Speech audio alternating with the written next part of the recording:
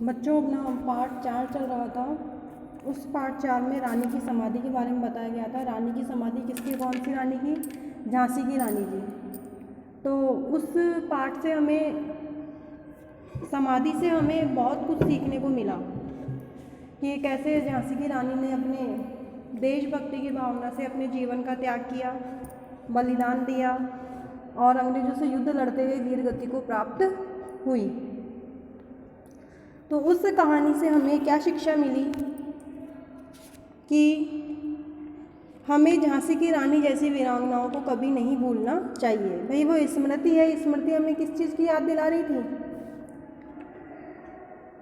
किस चीज़ की स्मृति थी वो स्मृति इसी के बारे में थी कि जब भी आने वाली पीढ़ी इन सब को देखेगी, राख के ढेर को देखेगी, तो ऐसे ऐसे जो महान व्यक्तित्व हैं उनको याद करती रहेगी। आज अपन करेंगे इसके प्रश्न उत्तर। अपना पहला आता है, इस समाधि से कवित्री किसकी समाधि की ओर संकेत कर रही है? आपने पाठ पढ़ा, पाठ किसके ऊपर है? झांसी की रानी के ऊपर। तो इस समाधि से कवित्री किसकी समाधि की ओर संकेत कर रही है? झांसी की रानी की समाधि की ओर। मर्दानी विशेषण का इस्तेमाल किस वीरांगना के लिए किया गया है? आप सभी जानते हैं मर्दानी की उपाधि किसे दी गई है? झांसी की रानी को। रानी लक्ष्मीबाई ने किनसे युद्ध किया था? अंग्रेजों से। फिर आगे आता है, संक्षेप में लिखिए। लक्ष्मीबाई ने अंग्रेजों से युद्ध क्यों किया? आप सभी जानते हैं अंग्रेजों से युद्ध क्यों किया था? भारत की स्वतंत्रता के लिए। लक्ष्मीबाई के जीवन का अंत कैसे हुआ? युद्ध भूमि में अंग्रेजों से लड़ते हुए लक्ष्मीबाई के जीवन का अंत हुआ। वीरों का मान कब बढ़ जाता है? वीरों का मान युद्ध भूमि में बली होने से बढ़ जाता है। फिर आता है, विस्तार से लिखिए।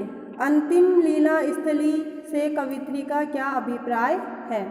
भाई अंतिम यानी लास्ट, अंतिम क्षण जो है, लीला यानी जीवन, जीवन की लीला, स्थली यानी स्थल, जहाँ पर उन्होंने अपने जीवन का अंत किया था उसे क्या कहा गया? अंतिम लीला स्थली।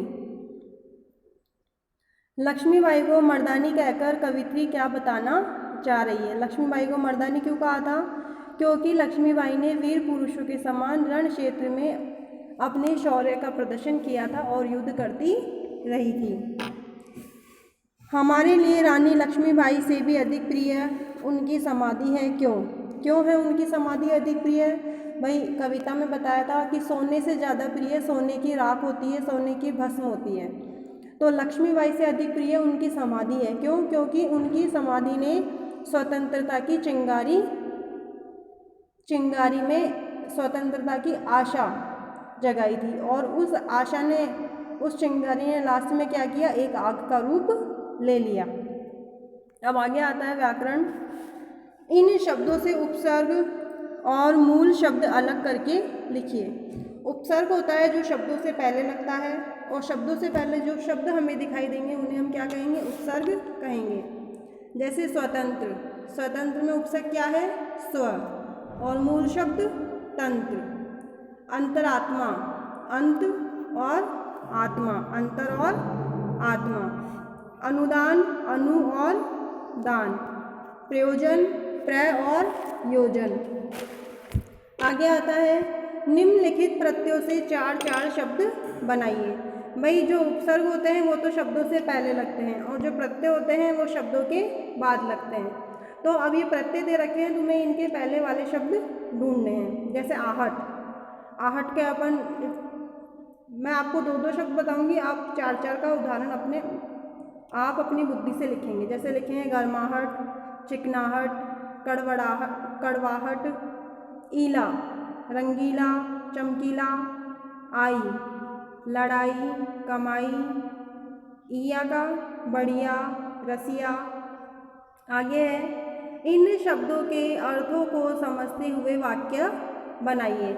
ये शब्द दे रखे हैं, इन शब्दों के अलग अलग अर्थ दे रखे हैं, तो आपको इनके अर्थों को समझते हुए वाक्य बनाना है। जैसे वार, वार के 2 अर्थ होते हैं, दिन और आक्रमण। दिन अपन इसका बना सकते हैं वाक्य प्रयोग आराम से कि हमें दिन प्रतिदिन परिश्रम करते रहना चाहिए। आक्रमण, अंग्रेजों ने भारत पर आक्रमण किया। आगे अपना आता है हार। हार के भी दो अर्थ होते हैं। एक तो हार का अर्थ होता है माला, जो गले में पहनी जाती है, और एक होता है पराजय, मतलब हारना। तो अपन इनका वाक्य प्रयोग करेंगे, विजय माला और पराजय। इनके वाक्य आप अपनी समझ से बनाएंगे। भाग, भाग्य और हिस्सा, अपनी समझ से इनके वाक्य बनाएंगे इन शब्दों का प्रयोग करते हुए। फिर आगे आता है दिए गए शब्दों से भाववाचक संज्ञा बनाइए। शत्रु, शत्रु की भाववाचक संज्ञा शत्रुता। स्वकी, स्वत्व। नेता, नेतृत्व। स्त्री, स्त्रीत्व। लड़ना, लड़ाई।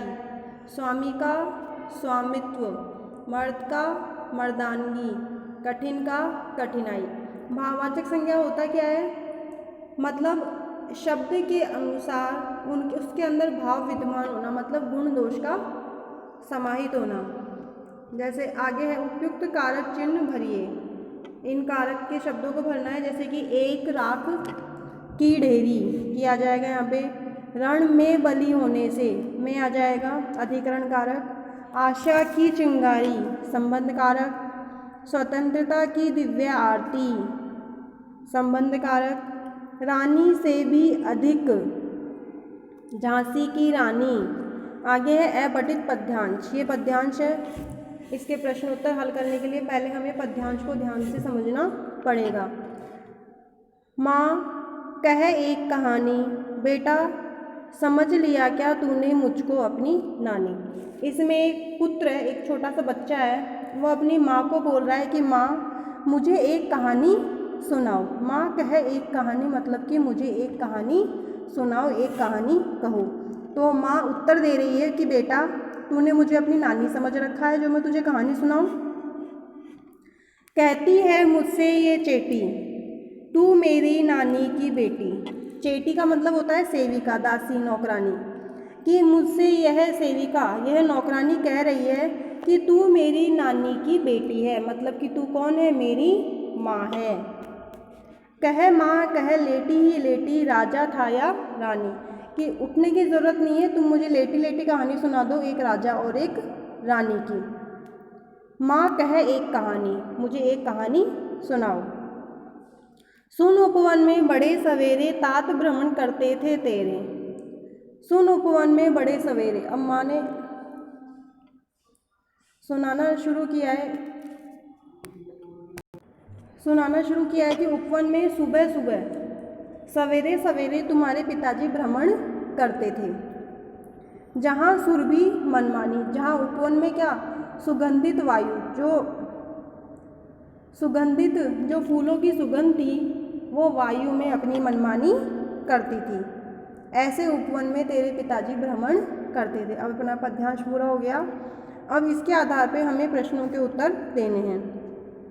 बच्चा अपनी माता से किस बात की हट कर रहा था, किस बात की जिद कर रहा था, हट यानी जिद करना। क्या कह रहा था बच्चा, एक कहानी सुनाने को कह रहा था, तो कहानी सुनने की जिद कर रहा था। बालक की माँ ने यह क्यों कहा, बेटा समझ लिया क्या तूने मुझको अपनी नानी। तो बालक की माँ ने ऐसा क्यों कहा, ऐसा इसलिए कहा क्योंकि बच्चे अक्सर कहानी सुनाने की जिद किससे करते हैं, नानी से करते हैं, नानी और दादी से। तो माँ ने क्या कहा कि कहानी सुनाने का काम किसका है, नानी का होता है, मेरा नहीं है, इसलिए तूने मुझे अपनी नानी समझ रखा है क्या, जो तू मुझे कहानी सुनाने को कह रहा है। बालक अपनी माँ को किस प्रकार की कहानी सुनाने को कहता है, किस प्रकार की कहानी सुनाने को कह रहा है वो, राजा और रानी की। उपवन और भ्रमण शब्दों के अर्थ लिखिए। उपवन का मतलब क्या होता है, बगीचा, और भ्रमण का मतलब घूमना। आगे है, ये प्रश्नोत्तर आपको सूझबूझ से करने हैं, इनको आपको कॉपी में नहीं करना है। कॉपी में आपको व्याकरण से संबंधित प्रश्न भी नहीं करने हैं। अपना ये पाठ अब यहीं पूरा होता है। कुछ भी अगर समझ में नहीं आया हो तो कमेंट बॉक्स में कमेंट करके बता सकते हैं।